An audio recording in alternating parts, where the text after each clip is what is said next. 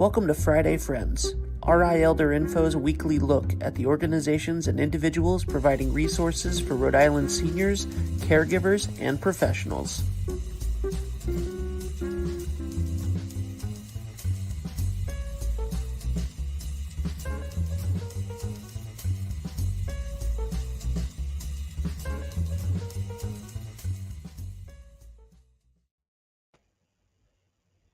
Good morning, everybody. Happy Friday. It is Friday morning, and you are watching or listening to me, Deb Burton, the host of Friday Friends, a show that has been on for over 3 years, brought to you through RI Elder Info, a nonprofit here in Rhode Island that is committed to bringing you and those you love the information and resources you need in order to remain independent for as long as possible and to learn about just some really cool stuff that's happening out there and available. So really excited by today's guest. And I really want you to hit the like button and the share button, all those social media cues that, hey, this is some cool information to check out so that you can help us spread the word so we can reach more people. Now, as far as being able to reach people, we would not be able to do this without the support of our sponsors. So a huge thank you to Point 32 Health Foundation, to Oak Street Health, United Health, England Studio, 321 Media, Neighborhood Health of RI. It is through their generous support that we're able to bring this show to you. And so big thank you to our annual sponsors, as well as the individual donors who have committed to making a monthly donation for us or send us a donation check. All those things matter and they help us help others. So we are really, really grateful. So this week I am speaking with Eric Moyal from Project Insulin. Welcome, Eric. Hey, thanks for having me, Deb. Happy Friday. Yes, happy Friday. How are you? I'm doing well, thanks. Yeah, we just wrapped up Diabetes Awareness Month, so it was a pretty big month for us, and we're excited to, I'm sure, as you know, tackle end of year now. Absolutely. So please share with everybody, what is Project Insulin? Yeah, so we're a nonprofit that's creating our own generic insulin that we want to sell directly to patients at cost through our own mail order pharmacy. Holy cow. Now, when you say you're creating your own insulin, is it something that is different by company? Like, are you actually creating the insulin itself? Yeah, so we're making what is the equivalent of a generic. So in insulin's a biologic drug, so it's made out of a living organism. So you can't actually make a generic because you can't make exactly the same thing because, you know, every living organism is a little bit different. So it's called a biosimilar, and so we're creating our own version of an insulin that already exists. And basically the requirements for us to do that is to show interchangeability so that our product works as well as the original product or the reference product. And so, yes, we'll be creating our own from scratch, but it's kind of like a recipe, right? You might make a cake and I might make a cake, but I'll just, you know, it'll still come out a little bit different even if we follow the same recipe. It's similar to that, but with a drug. Okay, very good. So is that something that you guys are developing here locally in New England, or where are you located? Yeah, so I live in Providence, Rhode Island. Our company was incorporated in Cambridge, Massachusetts. I was living there at the time, and one of our board members lives in Cambridge, and we knew they would stay in Cambridge, whereas I assume we'll continue bouncing around.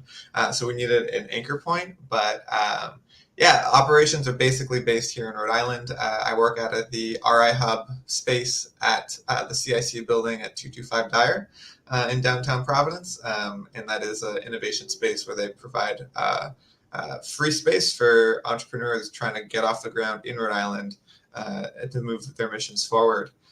With regards to the drug development, I can't tell you exactly who yet because we haven't signed anything, and I also can't tell you who's on the list, but there is some New England-based companies who we're looking to work with to help make the drug. And yeah, they've got plants around Massachusetts.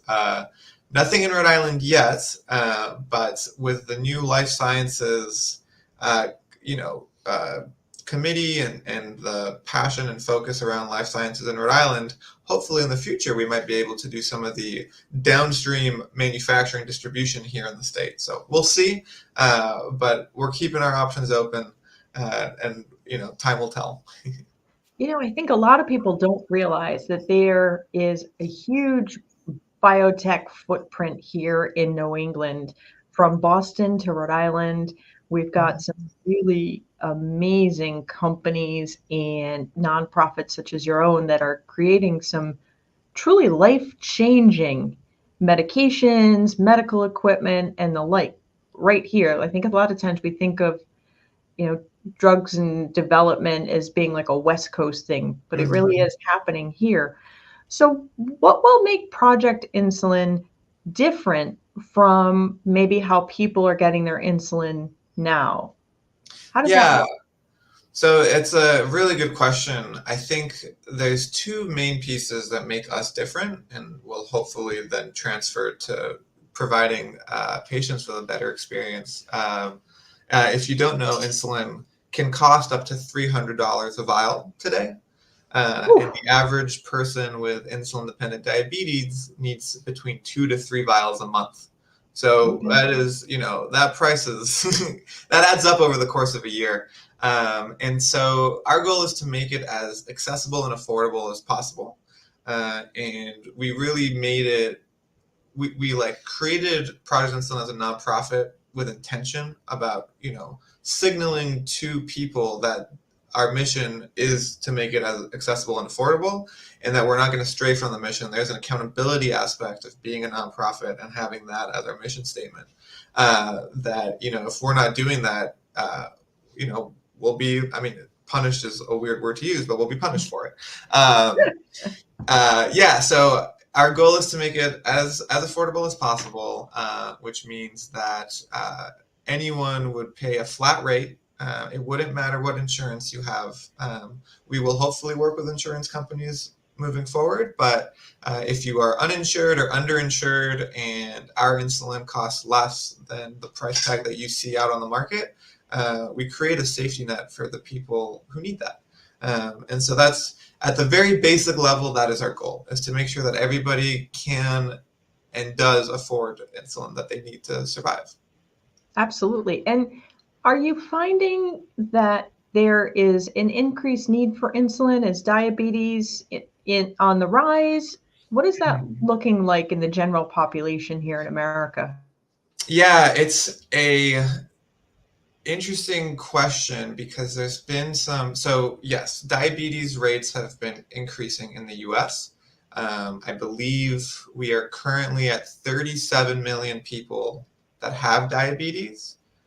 96 million have pre-diabetes, and I believe the estimate is that we'll go from 37 million to 60 million with diabetes by 2060, I believe was the timeline that I saw.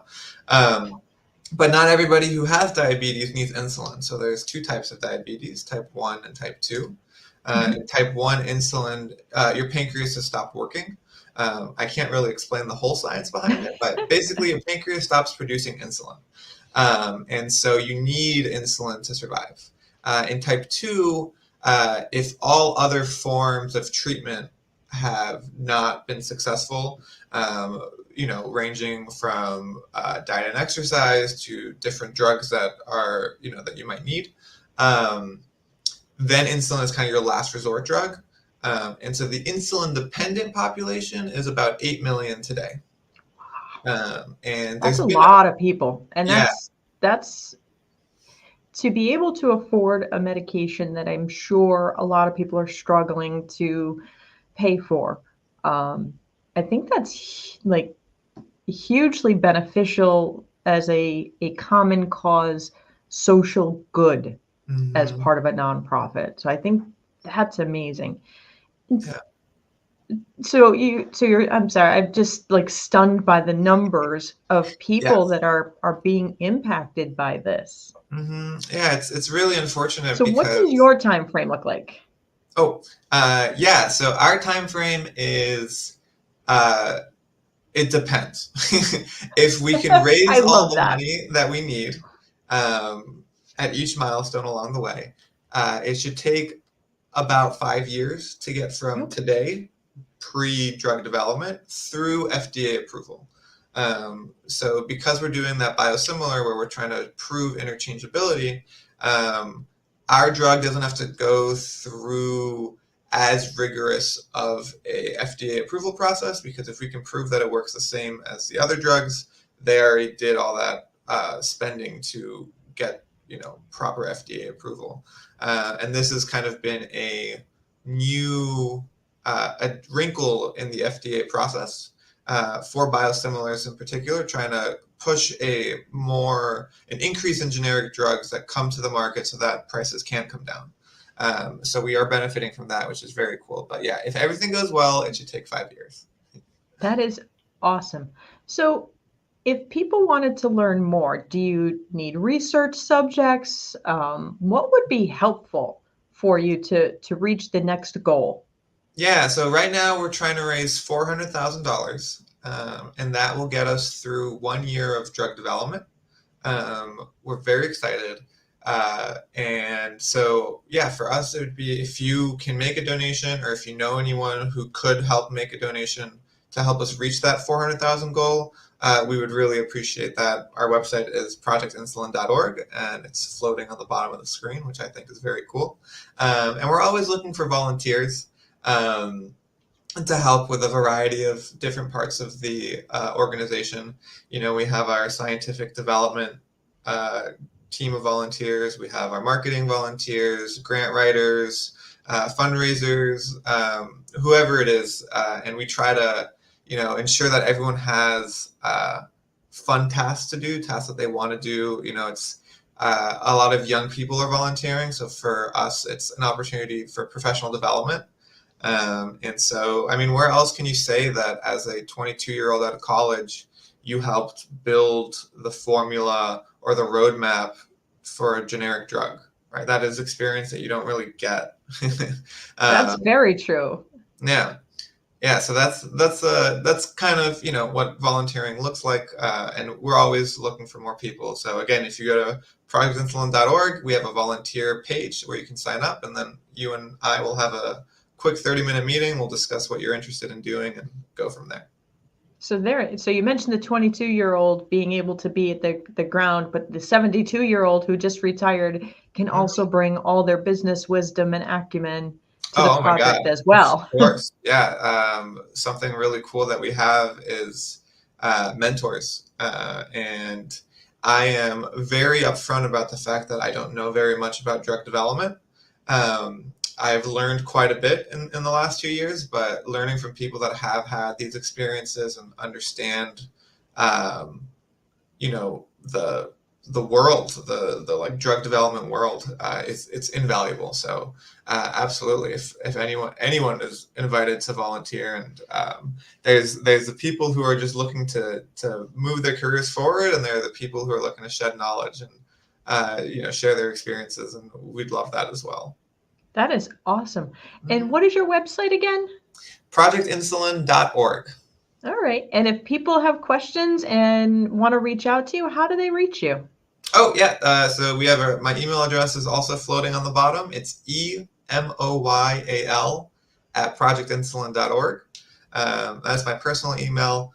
Um, Unfortunately, I'm on there all the time, so I will probably answer within 24 to 48 hours at the latest. That And is you can awesome. also reach out to us on social media if you'd like. That's all on the website. You can find them. Awesome. And is the information available in other languages?